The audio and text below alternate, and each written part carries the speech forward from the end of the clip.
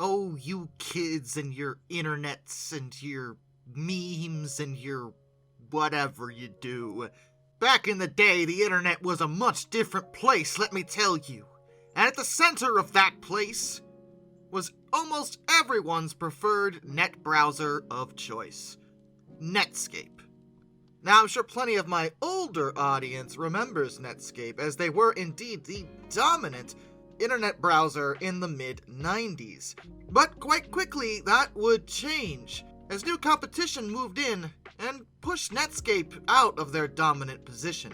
While there is definitely some nostalgia for Netscape among us 90s kids, it's actually completely understandable why they failed. But in order to explain that, let me discuss how they first got started. Netscape was a very early contender in the World Wide Web, or what we just call the Internet. They were, in fact, the first company to attempt to capitalize on this new thing. While a lot of others thought it would just be a fad and eventually die, the founders over at Netscape felt that that wasn't the case, that this was in fact completely revolutionary and would continue to grow. And in case you haven't noticed, they were kinda right. Originally the company wasn't called Netscape though. They were founded under the name Mosaic Communications Corporation, or MCC, on April 4th, 1994.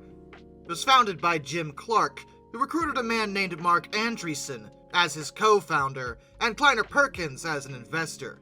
Interestingly, in the early days, they weren't even thinking about creating something like Netscape. They were, in fact, talking about gaming.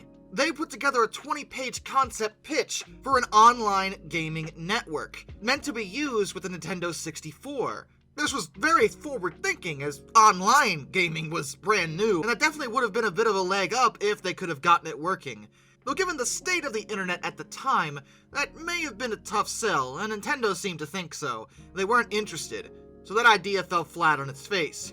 Instead, they went to a different idea, which was referred to as Mosaic Netscape 0.9. Mosaic Netscape, which first released on October 13th, 1994, was the first offering of what would become the Netscape web browser. It was simply a browser used to, well, see the internet. It was a program that could let you actually interact with pages on the internet, and do the thing that most of you are doing literally as I speak, but likely not with Netscape, or Mosaic Netscape.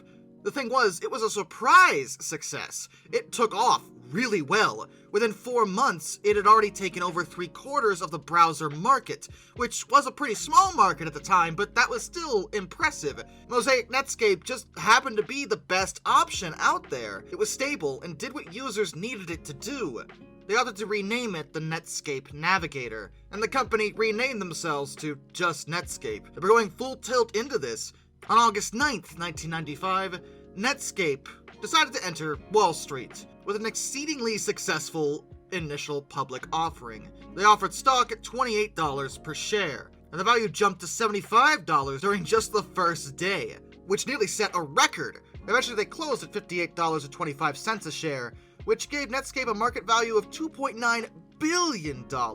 Technically speaking, at this point, they weren't actually a profitable company, but their revenues had doubled every single quarter in 1995, so it was reasonable to expect them to be profitable relatively quickly. But the truth was, their success wouldn't last very long.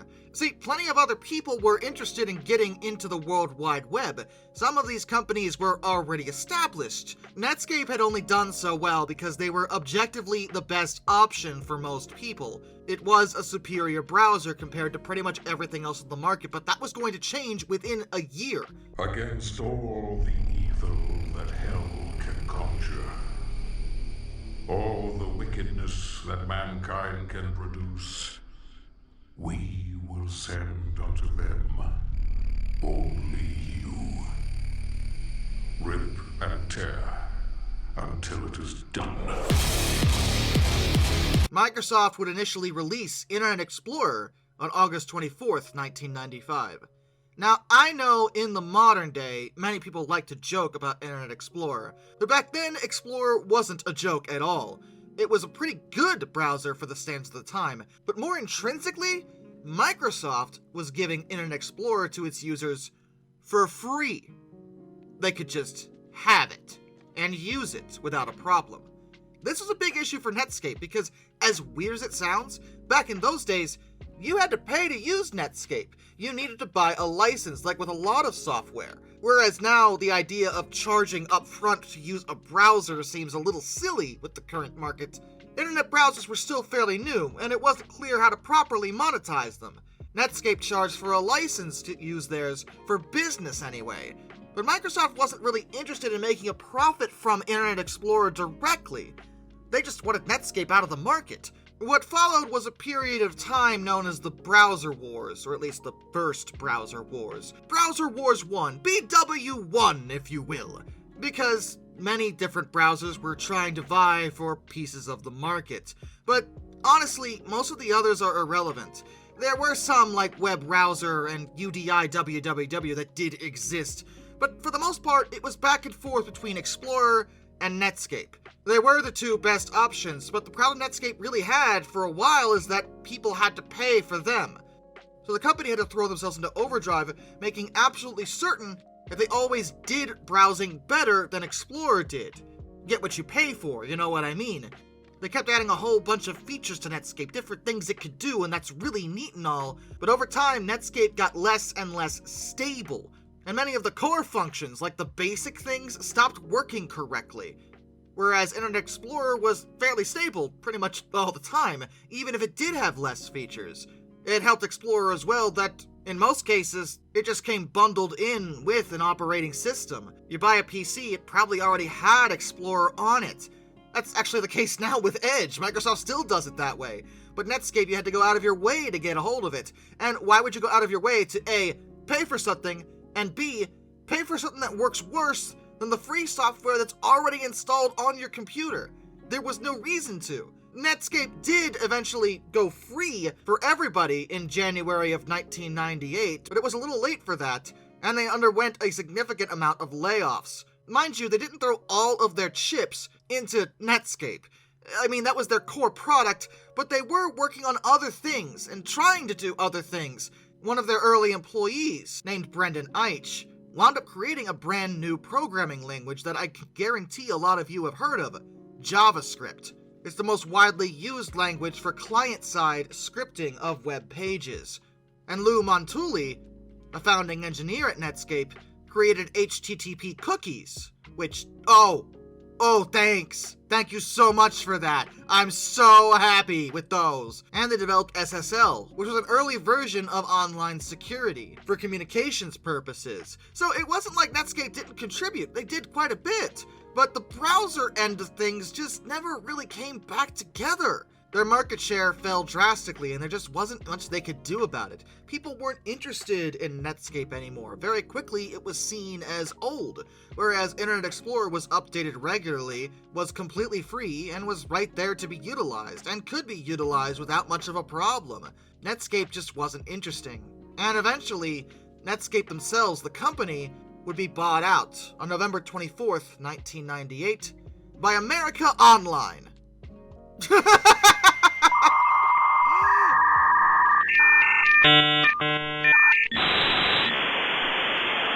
I gotta make a video about them too, don't I? Yeah. So, yes, AOL acquired Netscape Communications in a tax-free stock swap that was valued at $4.2 billion. But even while it was still in process, this particular merger was heavily criticized, as AOL and Netscape both had very, very different corporate cultures, and that's a huge problem whenever companies combine their assets.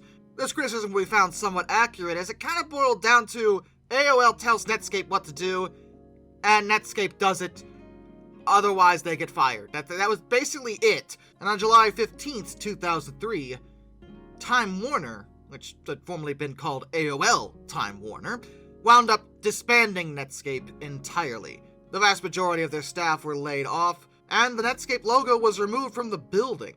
They did continue releasing the web browser, weirdly enough.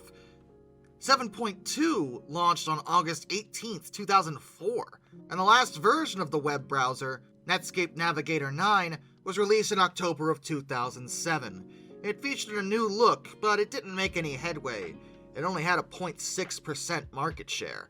On December 28, 2007, AOL announced that they would drop support for the Netscape web browser and would no longer develop new releases. The final version of Netscape Navigator 9, version 9.0.0.6, released on February 20th, 2008. And so ends the story of Netscape, a web browser that initially rocketed to success only to be slapped down by the mighty hands of Microsoft. But that's not really the end of the story, exactly.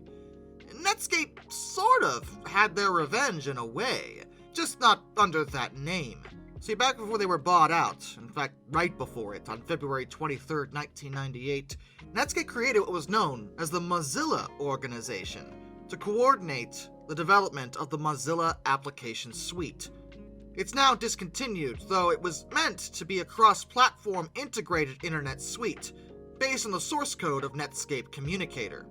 Anyway, towards the end of Netscape's life under AOL, they scaled back involvement with Mozilla quite a bit, to the point that the Mozilla Foundation was launched on July 15, 2003. The Foundation is a non-profit entity that exists to support and collectively lead the open-source Mozilla project, and its existence would ensure that assuming Netscape went defunct, and they did, Mozilla could still survive. AOL even helped them out with it, transferring hardware and intellectual property to the organization that they weren't going to use anymore, and they threw in a donation of $2 million. Anyway, this is all super relevant because in 2002, they started work on what would become a new web browser, Firefox. That's right, Firefox is Netscape, at least the modern iteration of it, the spiritual successor to Netscape. It was created by some of the same people that worked on Netscape, and they knew what they were doing because the original codename for Firefox was Phoenix, as in rising from the ashes. The thing about Firefox is not only did it launch free and remain that way, but once Internet Explorer got rid of pretty much all their relevant competition, Microsoft started being really lazy about updates as well as stability. Internet Explorer started getting worse, but when Firefox came into the picture, it drew people's attention because, frankly, it just worked better. In the early days, Firefox was known for being quite fast as well as stable, and Firefox's market share would peak in November of 2009 with 32.21% of the market. They even technically overtook Internet Explorer version 7, though they did not exceed all versions of Internet Explorer as a whole, and their fortunes changed once Google Chrome showed up. Chrome also offered an alternative to Explorer, and Chrome was better than Firefox in some ways. It depends who you ask and your varying opinions. But as it stands, Google Chrome is the dominant browser in the modern day with 65% of the market. Microsoft Edge, Explorer's successor, is in second place with 13%, and Safari is in third with 9%. Firefox is fourth. A pretty good showing to at least take some little bit of revenge for their loss in the form of Netscape. In terms of what Netscape represents for a lot of 90s kids, it is the internet.